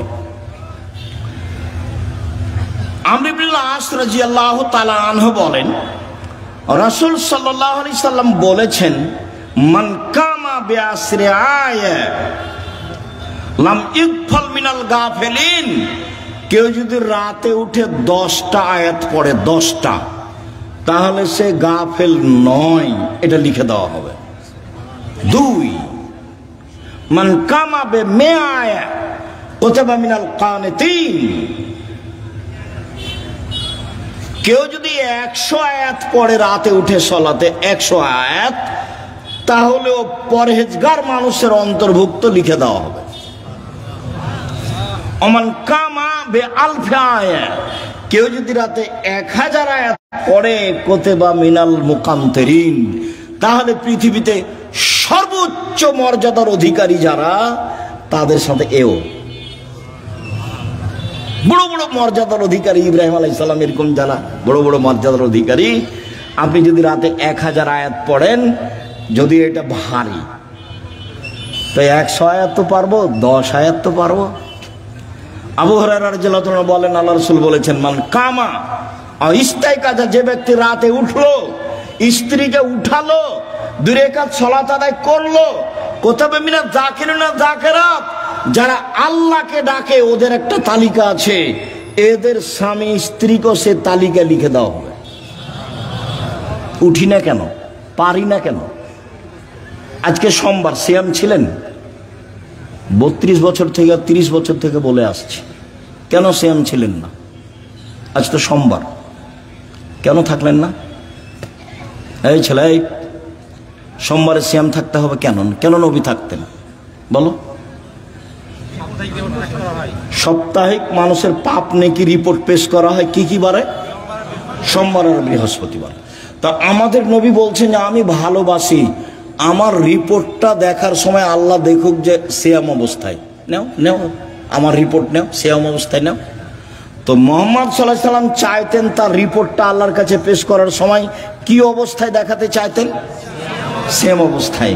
তা আপনি চান না কেন? মুরব্বী ভাইজান, আপনি সিয়াম ছিলেন আজকে? চুপ হয়ে যাচ্ছেন কেন? এই কি সুলি ফাঁসি নাকি? এই কি হাইকোর্ট জজকোর্ট নাকি? আদাত হয় না কেন? অভ্যাস হয় না কেন? ওইটা বাদ দিয়ে এটা করেন। বৃহস্পতিবার সোমবার সিয়াম থাকার চেষ্টা করেন। রাসূল আদর্শ দিয়ে গেলেন, আর আমি এমনি দুনিয়া থেকে চলে গেলাম, জীবন পার করলাম। তাহলে হবে? তাহলে হবে না। সম্মানিত দিনী ভাই বোন, রাসূল সাল্লাল্লাহু আলাইহি সাল্লাম বলেন, কেউ যদি ঘুম থেকে উঠে বলে লা ইলাহা ইল্লাল্লাহু ওয়াহদাহু লা শারীকা লাহু লাহুল মুলকু ওয়া লাহুল হামদু ওয়া হুয়া আলা কুল্লি শাইইন কাদির ওয়া সুবহানাল্লাহি ওয়া আলহামদুলিল্লাহি ওয়া লা ইলাহা ইল্লাল্লাহু আল্লাহু আকবার লা হাওলা ওয়া লা কুওয়াতা ইল্লা বিল্লাহ, তাহলে এখন যা বলবে আল্লাহ সেটা মেনে নেবেন। যেটা বলবেন সেটাই শুনবেন, যেটা বলবেন সেটাই শুনবেন। ঘুম থেকে উঠে এই দোয়াটা পড়তে হবে, লা ইলাহা ইল্লাল্লাহু ওয়াহদাহু লা শারীকা লাহু লাহুল মুলকু ওয়া লাহুল হামদু ওয়া হুয়া আলা কুল্লি শাইইন কাদির ওয়া সুবহানাল্লাহি ওয়া আলহামদুলিল্লাহি ওয়া লা ইলাহা ইল্লাল্লাহু আকবার ওয়া লা হাওলা ওয়া লা কুওয়াতা ইল্লা বিল্লাহ। অবশ্য জাবের রাদিয়াল্লাহু তাআলা আনহু বলেন, আল্লাহর নবী বলেছেন, মা মিন মুসলিমিন ইয়াবিতু আলা যিকরিল্লাহি তাহিরান, কেউ যদি ওযু করে ঘুমায়, দোয়া পড়ে ঘুমায়, ওযু করে ঘুমায়, দোয়া পড়ে ঘুমায়, এখন ঘুম থেকে উঠে আল্লাহর কাছে যা চাইবে সেটা দিয়ে দিবেন। মা ইয়াসআলু মিন খাইরিন মিন আমরি দুনিয়া ওয়াল আখিরাহ, ইহকাল পরকালের যেটা চাইবেন সেটা দিয়ে দিবেন, যেটা চাইবেন সেটা দিয়ে দিবেন। এই কথাটা লাগানো আছে ওযু করে ঘুমাতে হবে। কি করে ঘুমাতে হবে? ওযু করে ঘুমাতে হবে। জি উপস্থিত দিনী মুসলিম বোন, বুঝতে পারছেন কিছু? না হইচই করে এসেছেন আর হইচই করে যাচ্ছেন? কিছু আল্লাহকে ডাকতে শিখুন, বলতে শিখুন। আল্লাহ রাসূল বলছেন যে কুরাইশদের মহিলারা সবচেয়ে উত্তম। কেন? দুইটা কাজে তারা বেশি আগ্রহী, যত্নবান। এক, নিজের ছেলেকে লালন পালনে তারা খুব যত্নবান, এই জন্য সবচেয়ে ভালো। দুই, স্বামীর সম্পদকে হেফাজতে খুব সতর্ক, এই জন্য ভালো। আল্লাহ রাসূল বললেন যে একজন মহিলা ভালো হতে পারে তার দুইটা গুণে। এক, বাচ্চাকে ভালোভাবে লালন পালন করে। দুই, স্বামীর অর্থ সম্পদকে ভালোভাবে দেখাশোনা করে, নষ্ট করে না। যখন আল্লাহ রাসূল বলেন খায়রুন নিসায়ে, সবচেয়ে উত্তম নারী কে? এক, স্বামীর সাথে কথা বললে হাসি মুখে বলে। দুই, স্বামী আদেশ করলে পালন করে। তিন, স্বামী যখন বাড়িতে থাকে না তখন নিজেকে হেফাজতে রাখে আর স্বামীর অর্থ সম্পদ হেফাজতে রাখে। ভালো নারী কিভাবে সংসার করেন জানা নাই। আপনার জীবনে আমার পক্ষ থেকে দুইটা উপদেশ থাকছে। একটা হলো স্বামীর সামনে অভিমান করবেন না, অভিমান নেই। অভিমান বলে কোনো জিনিসই নেই। অভিমান করলেই শয়তান আপনার ক্ষতি করবে। অভিমান কি? অভিমান আমাকে স্বপ্নপুরী দেখাতে নিয়ে গেল না। অভিমান কি? নাটোরের রাজবাড়িটা আমাকে একদিন দেখতে নিয়ে গেল না। অভিমান কি? এই কুরবানিতে একটা শাড়ি দিল না। এগুলো অভিমান। অভিমান করলেই শয়তান সুযোগ পায়। আর যদি আপনি বলতে শিখেন যেভাবে আপনি রাখবেন আমি সেভাবেই খুশি। মোটা কাপড়ে আপনি খুশি তো আমি খুশি, চিকন কাপড়ে আপনি খুশি তো আমি খুশি। আমার পক্ষ থেকে প্রতিবাদ নেই, অভিমানও নেই। তো শয়তান কি করবে তাহলে? তো শয়তান মুখ বন্ধ করে সরে যাবে। আর যদি খালি অভিমান করেন আর যদি পূর্ণ না করে থাকে, তাহলে সারা রাত শয়তান আপনাকে বলবে হলো হলো 3 মাস আগে একটা কথা বলেছিলি সেটাও মানেনি, গত রমজান একটা শাড়ি চেয়েছিলি সেটাও মানেনি, হলো। তোকে তোর কোনো কথাই মানবে না। তখন ঘুম থেকে উঠেও বলে যে তোর সংসারই করবো না, যা তুই আমাকে বাদ দে, তুই সংসারই করবো না, এখনই ছেড়ে দে, এখনই ছেড়ে দে, আমি তোর সংসার করব না। তখন এ নিরুপায় হয়ে বলে যে যা তাহলে করবি না তো কি করবো, আর 1 তালাক 2 তালাক 3 তালাক যা। যেমন 3 তালাক বলা হয়েছে তখন আর শয়তান নেই, চলে গেছে। এখন দুইজনই ফ্রি। ইন্না লিল্লাহি ওয়া ইন্না ইলাইহি রাজিউন। এইবার ছেলে মেয়ে 3টে, যে খুব ঝামেলা। কয়দিন পরে দেখবেন স্বামী কাঠগড়ায় একদিকে আর স্ত্রী কাঠগড়ায় একদিকে। কয়দিন আগে একসাথেই ছিল। অভিমান করবেন না জীবনে। আপনি আমার দিনই বোন, আপনাকে আমি খাটো করতে আসিনি। অভিমান নেই আর প্রতিবাদ নেই। তুমি এই কথা বললে কেন?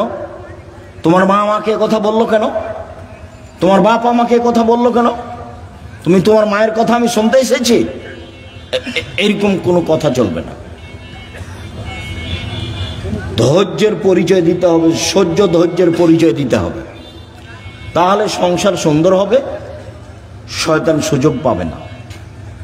আর আপনাকে বলি, আপনি কোনো সময় মুখ খারাপ করিয়েন না। যখন সাহাবীগণ বললেন আল্লাহর নবী আমরা স্ত্রীদের কি হক আদায় করতে পারি, ওরা আমাদের কাছে কি পায়, আল্লাহ রাসূল 1 নম্বরে বললেন আতেমা মাতায়েম পা তুতেমা মাতায়েম তা, তুমি যেভাবে খাও সেভাবে খাওয়াবা, খাওয়া দিয়ে কথা শুরু। তাকসুয়া মাক্তাসাইতা, তুমি যে মানের কাপড় পরো সেভাবে পরাবা। ওলা তুকাব্বে, কটু কথা বলবো না, গালি দিতে হয় না, স্ত্রীকে মারতে হয় না, নিন্দা করতে হয় না, গালি দেওয়া হবে না, সমস্যা আসতেই পারে। আল্লাহ রাসূল বলছেন ওকে বাঁকা হাড্ডি দিয়ে সৃষ্টি করা হয়েছে, আপনি জোর করে সোজা করতে চাইলে ভেঙে যাবে, ভেঙে তালাক। আপনাকে ধৈর্যের পরিচয় দিতে হবে। আর তালাক দিয়ে নিজেকে খুশি করিয়েন না, তোকে জব্দ করেছি তালাক দিয়ে, এইটা দিয়ে খুশি করিয়েন না। অন্য পথ দিয়ে খুশি করেন, নিজেকে সান্ত্বনা দেন, তালাক দিয়ে নয়। মানে বেগুনের গাছে আছে 2-3টা বেগুন আছে, 2টা নিয়ে গেলেন, এখনো গাছটা আছে, আর মোলায়ের গাছটা তো গোটাটাই শেষ। তালাক দিলে সবই শেষ।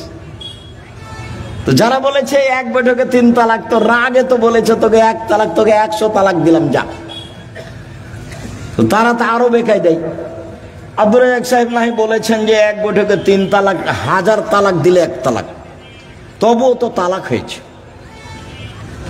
স্ত্রীকে তালাক দিয়ে নিজেকে খুশি করিয়েন না, ভুল হিসাব। ধৈর্যের পরিচয় দেন, সংসার ভালো হবে। আর আপনি আমার দিনই বোন, একটু কিছু হলেই বলবেন না তোর সংসার করবো না, তুই তালাক দিয়ে দে, তোর সংসার করবো না, তুই তালাক দিয়ে দে, তোর সংসারে থাকবো না, তুই আমাকে রেখেছিস কেন, এত কথা কেন আপনার?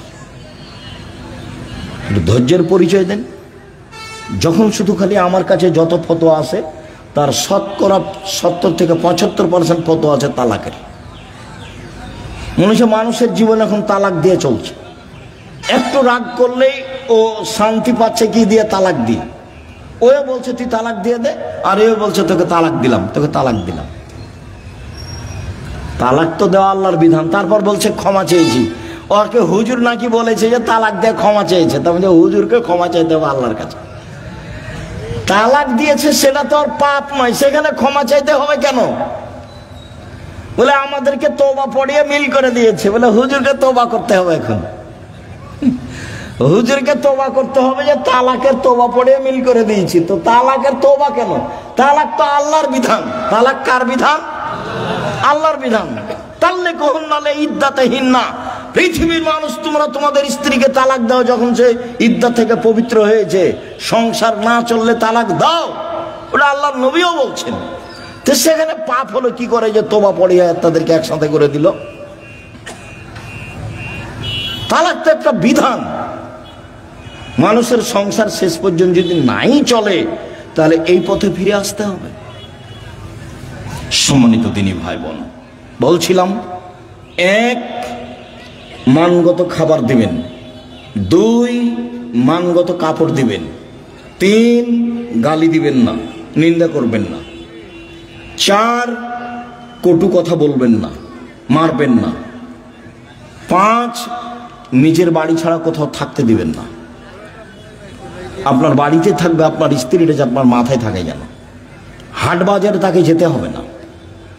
আর আপনি মহিলা মানুষ হাটে যান কেন, বাজারে যান কেন? আপনার স্বামী মরেছে, দেবর মরেছে, ভাসুর নেই, দেবর নেই, শ্বশুর নেই, বাপ নেই।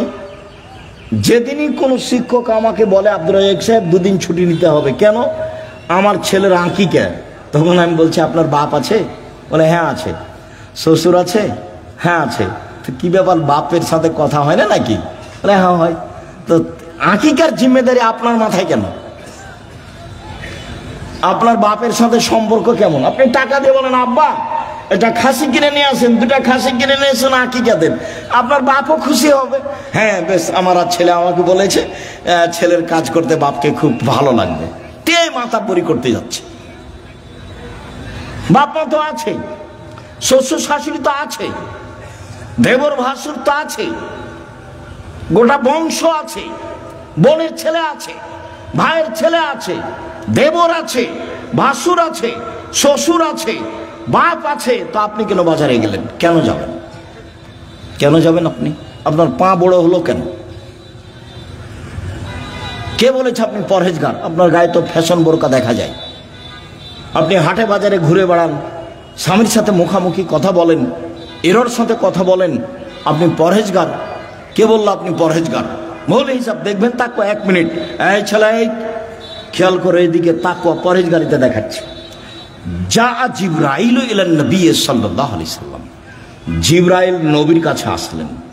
নবীর কাছে এসে বলছেন হাজিহি খাদিজা, এই যে খাদিজা, এই যে খাদিজা আতাত, এই যে আসছে, এই যে খাদিজা আসছে।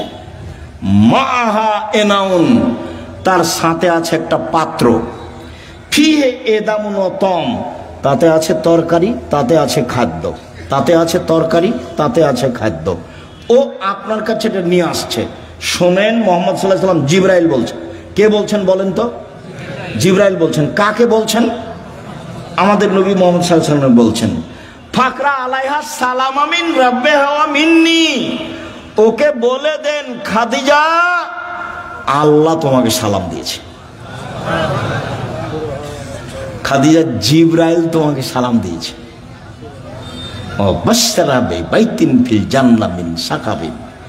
আর বলে দেন খাদিজা তোমার জন্য জান্নাতে একটা ঘর বানানো হয়েছে হীরা মুক্তা মানিক্য দিয়ে। লা সাখাবা ফিহে ওয়ালা নাসাবা, সেখানে নেই কোনো হইচই, নেই কোনো কষ্ট ক্লেশ ক্লান্তি, সেখানে নেই কোনো হইচই হই হুল্লাড়, সেখানে নেই কোনো কষ্ট ক্লেশ দুঃখ দুর্দশা, কিছু নেই। বলে দেন 3টা কথা। 1, খাদিজা আল্লাহ তোমাকে সালাম দিয়েছে। 2, খাদিজা জিবরাইল তোমাকে সালাম দিয়েছে। 3, খাদিজা তোমার জন্য একটা জান্নাতে ঘর বানানো হয়েছে, জিবরাইল বলেন আমাকে। দেখলেন, খাদিজা একজন মহিলা মানুষ, কি করেছেন, কি করেন এমন? খাদিজা কি করেন এমন? আব্দুর রাজ্জাক সাহেব, সেই তো আমরা তো বুঝতে পারছি না কি করেন এমন। তাহলে দেখি আরো 2টা কথা বলি আপনার সাথে, দেখি কিছু ধরা পড়ে নাকি। ইব্রাহিম আলাইহিস সালাম তার স্ত্রী সারাকে নিয়ে এক এলাকা পার হচ্ছিলেন। ইব্রাহিম সালামের স্ত্রী পৃথিবীর ইতিহাসে সবচেয়ে সুন্দরী মহিলা সারা, এ কথা মুহাম্মদ সাল্লাল্লাহু আলাইহি সাল্লাম বলেন। তো ইব্রাহিমকে বলা হলো যে আপনার স্ত্রীকে স্বৈরাচার সরকার ডেকে পাঠিয়েছে। তো ইব্রাহিম আলাইহিস সালাম চেষ্টা করলেন, কিন্তু রক্ষা হলো না। পৃথিবীর দ্বিতীয় মহামানব ইব্রাহিম আলাইহিস সালাম শেষ পর্যন্ত বললেন, যাও, স্বৈরাচারী সরকার তোমাকে ডেকে পাঠিয়েছে, যাও। তো ভিতরে ঢুকতেই ওই স্বৈরাচারী সরকার দাঁড়িয়েছে, হাত বাড়িয়েছে, গায়ে হাত লাগাবে সেই জন্য। তখন সারা বলছেন, এই থামো, আগে অজু হবে, 1 2 রাকাত সালাত হবে, তারপরে কোনো কথা। অজু করে 2 রাকাত সালাত আদায় করে বলছেন, আল্লাহুম্মা, হে আল্লাহ, ইন কুনতু আমানতু বিকা ওয়া বিরাসূলিকা, আমি সারা যদি তোমাকে মেনে নিয়ে থাকি যে তুমি আল্লাহ, আমি সারা যদি তোমার নবী ইব্রাহিমকে নবী বলে মেনে নিয়ে থাকি, যে ইব্রাহিম নবী আমি মেনে নিলাম। 3, আমার জিন্দেগিতে যদি আমি আমার লজ্জা স্থানকে আমার স্বামী ছাড়া কাউকে ব্যবহার করতে না দিয়ে থাকি, এই কথা 3টা যদি আমার সত্য হয়ে থাকে, নির্জনে এই স্বৈরাচারী শাসক যেন আমার গায়ে হাত লাগাতে না পারে। কথা শেষই হয়নি, উল্টে পড়ে গেছে। ও দেখলেন না ঈমানের দাবি কেমন? পারবেন? হাটে বাজারে হ্যাঁ করে হাঁটছেন না, ঘুরে বেড়াচ্ছেন, কি দিয়ে হবে?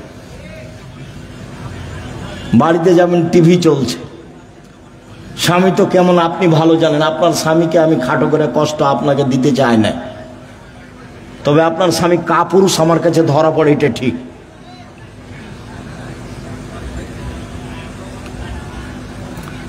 আপনি আমার দিনী বোন, এদিকে দেখেন, বেশি কিছু আমল নয়। আমি নবীকে মেনে নিয়েছি, আমাদের নবী মুহাম্মদ সাল্লাল্লাহু আলাইহি ওয়াসাল্লাম আমরা মেনে নিয়েছি, আমাদের নবীকে মুহাম্মদ সাল্লাল্লাহু আলাইহি ওয়াসাল্লাম আমরা মেনে নিয়েছি। 2, আল্লাহকে মেনে নিয়েছি যে তুমি আছো, সবকিছু করতে পারো, তুমি আজিজ, এ তো মেনে নিয়েছি। 3, জিন্দেগিতে জেনা করিনি, এইটা আমাকে দিতে হবে, দিয়ে দাও। আল্লাহ বলেন, ঠিক আছে দিব। ও মানুষ, আমি মানুষ নাই, ও পারে, আমি পারি না। তাকে দেয় আল্লাহ, আমাকে কেন দেয় না? দিবেই তো, দিতে হবে। আমি যেটা চাচ্ছি সেটা আল্লাহকে কি করতে হবে? দিতেই হবে। দেরি হলেও দিতে হবে, দিতেই হবে। আমি মানুষ, আমি অধিকার রাখি। আমি পাপী হলে কি হবে? আমি তো বলছি আমি গুনাহগার, তুমি আমাকে ক্ষমা করো, এটা আমাকে দিয়ে দাও। আমি তো বলছি, আমি তো মানুষের কাছে চাইনি, ধর্ণা ধরে বলিনি যে এই করেন সেই করে দেন, তুই আপনি কত ভালো মানুষ, আপনি অমুককে দিয়েছেন, এ তো আমি কাউকে বলতে চাইনি, আপনাকে বলছি, তোমাকে বলছি, করে দাও।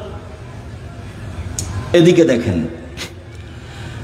হাজেরা বলছেন যে ইব্রাহিম আলাইহিস সালাম আমাকে কাবা ঘরের পাশে রেখে চলে যাচ্ছে। তা আমি পিছে পিছে হাঁটছি আর বলছি, আইনা তাজহাবা ইব্রাহিম, ইব্রাহিম আপনি কোথায় যাচ্ছেন? আইনা তাজহাবা ইব্রাহিম, ইব্রাহিম আপনি কোথায় যাচ্ছেন? অর্থাৎ রকুন বিহাযালদি লাইসা ফি ইনশাআল্লাহ শাই, আপনি আমাকে এমন একটা উপত্যকায় ছেড়ে যাচ্ছেন যেখানে মানুষজন তো নেই, পশু প্রাণী ঘাস পাতাও নেই, কিছুই নেই। আপনি আমাকে কিছু বলবেন না? এরকম নির্জন মরুভূমিতে রেখে যাচ্ছেন, না কথা বলছেন না, যেতেই আছেন। তো স্ত্রীও পিছে পিছে হাঁটছেন। এক পর্যায়ে বলছেন, আল্লাহ আমারাকা, আল্লাহ কি আপনাকে এইভাবে চলে যেতে বলেছেন? আপনি আমাকে কিছু না বলেই যাবেন? আর আপনি আমাকে তো বলবেন যে হাজেরা থাকো, কোনো সমস্যা নেই, 2 বছর 5 বছর পরে আসবো, দেখা হবে, কিছু তো সান্ত্বনামূলক বলবেন। কিছু না বলে চলে যাচ্ছেন, আল্লাহ কি আপনাকে চলে যেতে বলেছেন? তখন ইব্রাহিম আলাইহিস সালাম বলছেন, না, হ্যাঁ চলে যেতে বলেছেন। তখন তিনি বলছেন, ফালাই সাইয়্যিদুল্লাহ তাআলা, ঠিক আছে, আল্লাহ আমাকে ধ্বংস করবেন না। ধ্বংস করবেন না মানে উনি কি খেয়ে থাকবেন? আরে কয়েকশো কিলোমিটারের মধ্যে কোনো মানুষ নেই, দোকানপাট নেই, গাছপালা নেই, ঘাস পাতা নেই, কোনো কিছু নেই। তার আল্লাহর উপরে কত ভরসা, বলছে ঠিক আছে তাহলে আল্লাহ আমাকে ধ্বংস করবেন না। তো ঘুরে এসে বাচ্চা দেখছেন কি যে অবস্থা ছেলের, ব্যাগে যা পানি ছিল তা তো শেষ হয়েছে। কি যে হয়, সাফা পাহাড়ে উঠলেন, কোথাও পানির পথ নেই, দৌড়িয়ে নেমে মারোয়াতে গেলেন, কোনো পথ নেই। আবার বাচ্চা দেখতে আসলেন, একবার, দুইবার, তিনবার, চারবার, পাঁচবার, ছয়বার, সাতবার। এবার বাচ্চার দিকে আসছেন, ভাবছেন বাচ্চা মনে হয় মারাই যাবে। বুখারীর হাদিসে এভাবে এসেছে। হঠাৎ বলছে কি চান? কে? আমার পানির প্রয়োজন। ঠিক আছে, পানির প্রয়োজন বলতেই জিবরাইল বাচ্চার পাশে, জিবরাইল নিজের পা দিয়ে আঘাত করলেন। বাচ্চার পায়ে আঘাত হয়েছে কথা মিথ্যে, বাচ্চার পায়ে জমজম চালু হয়েছে কথা মিথ্যে। জিবরাইল নিজে পায়ের আঘাত করতে পানি একবারে জোরে ফুটে বের হতে লাগলো। তখন হাজেরা পানিগুলি থামাতে লাগলেন। জম জম মানে থামো, উনি বাঁধ দিয়ে পানিগুলো থামাচ্ছেন। আল্লাহ রাসূল বলছেন যদি হাজেরা পানি না থামাতেন তাহলে জমজমের পানি সারা পৃথিবীতে ছড়িয়ে পড়ত। এভাবে রাসূল সাল্লাল্লাহু আলাইহি ওয়াসাল্লাম বলছেন। আপনি মহিলা মানুষ নিরাশা হন কেন? আব্দুর রাজ্জাক সাহেব শোনেন, অনেক কথা ছিল আপনার সাথে, তো আপনার সাথে তো কথা বলতে পারি না। তো একটা কথা, সব সময় আপনার কথার মাঝে একটা কথা ফুটে উঠে যে মহিলারা জান্নাতে যাবেই। 1 5 ওয়াক্ত সালাত, 2 রমজান মাসের সিয়াম রোজা, 3 স্বামীকে মেনে চলা, 4 জেনায় লিপ্ত না হওয়া। তো আমাদের তো এরকম ঘটে গেছে, এখন কি উপায়? চিন্তা করবেন না, চিন্তার কিছু নেই। বুখারী মুসলিমের হাদিস থেকে আপনাকে পরামর্শ দিয়ে আলোচনা শেষ করবো ইনশাআল্লাহ। 1, আপনি আজ থেকে বন্ধ করেন, কোনো ছেলে যদি আপনার সাথে কথা বলতে চায় তাহলে আপনি বলবেন ইন্নী আখাফুল্লাহ, আমি আল্লাহকে ভয় করি। তোমরাকে বলছি মোবাইলে কোনোদিন আর মেয়ের সাথে কথা বলবা না, বলবো যে আল্লাহকে ভয় করি। খালি যদি আল্লাহকে ভয় করি এই কথা বলো তো পরকাল তো টিকবেই। পৃথিবীর কোন বিপদ তোমার সামনে এসে তোমাকে ধ্বংস করতে পারবে না। 1, 2, জেনা বন্ধ, আজ থেকে বন্ধ। তুমি যদি এই সিদ্ধান্ত নিতে পারো জেনা বন্ধ, যে কোনো বিপদ থেকে বেঁচে যাওয়া। প্রমাণ দিতে পারবা? ওই যে বুখারী মুসলিম, ওই যে ঘটনা, 3 জন রাস্তায় হাঁটছিল, বৃষ্টি আসলো, গর্তে ঢুকে গেল, উপর থেকে পাথর এসে মুখটা আটকা পড়ে গেল। একজন বলল যে বাপ মাকে ভালোবাসি, পাথর সরিয়ে দেন। তা আল্লাহ বললেন দিলাম। একজন বলল যে একটা লোককে কাজে নিয়েছিলাম, অর্ধেক দিন কাজ করে চলে গেল, টাকা দিতে চাইলাম, নিল না। আমি ওর টাকা বাড়াতে তো অনেক গরু ছাগল করে দিলাম। একদিন এসে বলছে আমাকে টাকা দেন। আমি বললাম গরু ছাগল নিয়ে যাও। আমাকে বলছে মজাক করবেন না। না মজাক করিনি, তুমি সবই নিয়ে যাও। সবই নিয়ে গেছে। তে কাজটা যদি ভালো করে থাকি পাথর সরিয়ে দাও, দিলাম। তার একজন বলছে আমার চাচাতো বোনের সাথে আমি জেনা করতে চেয়েছিলাম, তো আমাকে 200টা স্বর্ণ মুদ্রার কথা বলেছিল। আমার চাচাতো বোন ভেবেছিল আমি গরিব মানুষ, টাকা সংগ্রহ করতে পারবো না স্বর্ণ মুদ্রা। আমি হাড় ভাঙা পরিশ্রম করে লম্বা সময় 200 দিরহাম দেনার জমা করে তাকে দিলাম। আমি জেনায় বসেছি, জেনা করব। তখন আমাকে বলছে দেখ আল্লাহকে ভয় কর, আমাকে অসতী প্রমাণ করিস না। দেখ তুই আল্লাহকে ভয় কর, আমাকে জেনাকারিনী মহিলা হিসাবে গণ্য করিস না, আমাকে অসতী প্রমাণ করিস না। তা আমি অন্যায় করিনি, উঠে গেছি। তো দাও তাহলে পাথর সরিয়ে দাও। তা আল্লাহ বলছেন দিলাম। এ দেখেন, বোঝা গেল না কথা? আর এদিকে আল্লাহ বলছেন অনাহা নাফসা আনিল হাওয়া ফাইনাল জান্নাত হিয়াল মাওয়া। কেউ যদি নিজেকে অশ্লীল কাজ থেকে ঠেকাতে পারে, আমি আল্লাহ তাকে জান্নাতুল মাওয়া দিলাম। আপনি রাতের লম্বা আলোচনা আছে, বক্তব্য রেকর্ডিং আছে, সেখান থেকে নেবেন। আপনাকে নেওয়ার জন্য আন্তরিকভাবে অনুরোধ জানিয়ে কয়েকটি জরুরি কথা, চলাচল বন্ধ করে কথা শুনবেন। আর আমি কোনো সময় আসলে আমার একটা অনুরোধ রক্ষা করবেন, কাজ মাথায় করে নিয়ে আসছেন না। আপনি যখন রাস্তায় হাঁটেন, গল্প করেন, তখন আপনার কাজটাকে আমি ঘৃণা করি, আমাকে ভালো লাগে না। আর আমি আমার কথার উপরে খুব বিশ্বাসী যে আমি কোরআন হাদিসের কথা বলি। আমার জীবনে আমি কোনোদিন রূপক অপ্রয়োজনীয় কথা বলিনি।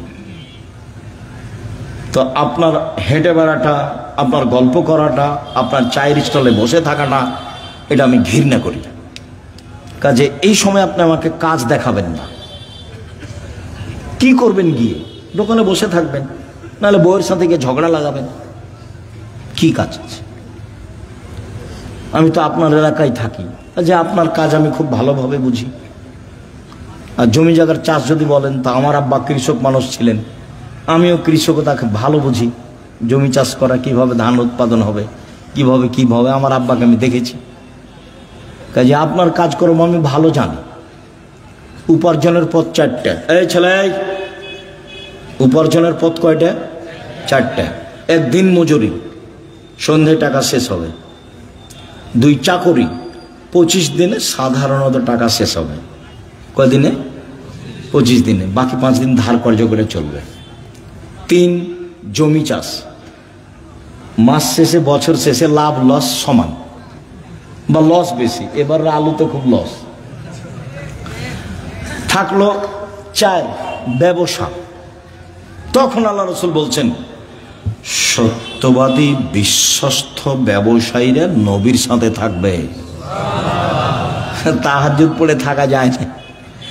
2টা মেয়ের লালন পালন করলে নবীর সাথে থাকা যাবে। 2টা মেয়ের, 3টে মেয়ের লালন পালন করলে নবীর সাথে থাকা যাবে। একটা সহজ পথ নবীর সাথে থাকার। কি? সত্যবাদী বিশ্বস্ত ব্যবসায়ী। আমি বলিনি এ কথা, এ কথা মুহাম্মদ সাল্লাল্লাহু আলাইহি ওয়াসাল্লাম বলছেন। আত-তাজির আস-সাদিক আল-আমিন এখনো ইয়ামাল কিয়ামা শুহাদা সিদ্দিকুন নবীন ও নবী। সত্যবাদী বিশ্বস্ত ব্যবসায়ীরা বিচারের মাঠে সিদ্দিক, শুহাদা, নবীদের সাথে থাকবেন। এটা আমার মুখের কথা নয়। 2, আত-তিজারাত মাল কিযবল হালাফ। ব্যবসাতে মিথ্যা কথা এসে যায়, ব্যবসায় কসম চলে আসে। ফাসুবহু বিসাদকা, দান করে মিটিয়ে দাও। তো দিন মজুরি করলে তো দান করতে পারবেন না, ও তো সন্ধ্যায় টাকা শেষ হয়েছে। চাকরি করলে তো 25 দিনে গেছে, কয়েকদিন ধার কর্য করে গেছে। আর জমি চাষ করলে তো লাভ লস সবাই বুঝে। তাহলে কিছু করতে হলে কি করতে হবে? ব্যবসা। রিস্ক নিয়ে ব্যবসা করতে হবে, পিছু হটার কোনো সুযোগ নেই। আব্দুর রাজ্জাক সাহেব, আমি করেছিলাম 10 লাখ টাকা লস, চিন্তা করবেন না, পিছু হটার সুযোগ নেই, ব্যবসায় করতে হবে। তবে যে ব্যবসা ধরে আছেন সেটাকে সহজে বাদ দিয়ে আরেকটা করতে যাবেন না, ওটা আল্লাহ রাসূল না করেছে। হ্যাঁ, এইটার চেয়ে একটা ভালো ব্যবসা আপনি বুঝতে পারছেন আপনার বিদ্যা বুদ্ধি দিয়ে, তখন ওটা শুরু করবেন। একটা টোটালি ছেড়ে দিয়ে আরেকটা যাবেন না, নাহলে মায়ের খাওয়ার সম্ভাবনা আছে। তাহলে রুজি উপার্জনের সবচেয়ে উত্তম পথ কোনটা? ব্যবসা। আমি চকলেট দিয়ে ব্যবসা করতে বলিনি, আমি বলেছি সবচেয়ে কম পয়সার ব্যবসা কি? চকলেট। আমি বলিনি যে চকলেটেরই ব্যবসা করতে হবে। আমি বলেছি শ্বশুরের কাছে যৌতুক নিও না, চকলেটের ব্যবসা করো। তা আমি কি চকলেটেরই ব্যবসা করতে বলেছি? না লোন লাগবে না, কিদের ব্যবসা কিসের করতে হবে? কম টাকার। তাহলে লোন নেওয়া লাগবে না। কলার ব্যবসা করতে বলেছি, লোন নেওয়া লাগবে না। আর কলকাতায় হিরোইন কিনে ঢাকায় বিক্রি করতে নিষেধ করেছি, শ্বশুরের কাছে টাকা নিতে নিষেধ করেছি, খুব শক্তভাবে নিষেধ করেছি। এবং এ কথা বলেছি, ভিক্ষা করে টাকা দিয়ে চাউল কিনে ভাত খেয়ে ইবাদত কবুল হবে, শ্বশুরের কাছে যৌতুক নিয়ে এসে টাকা দিয়ে চাউল কিনে ভাত খেয়ে ইবাদত কবুল হবে না। শ্বশুরের কাছে টাকা নেওয়া জুলুম, ওটার নাম কি? যৌতুক। সন্ধ্যা হতে হতে টাকা ফেরত দিতে হবে, দিতেই হবে যে কোনো মূল্যে। নিজে উপার্জন করে খেতে শিখো, দিন মজুরি করে খাও, সহজ পথ। ব্যবসা করো ছোট, সহজ পথ। শুক্রিয়া, জাযাকুমুল্লাহ খায়র।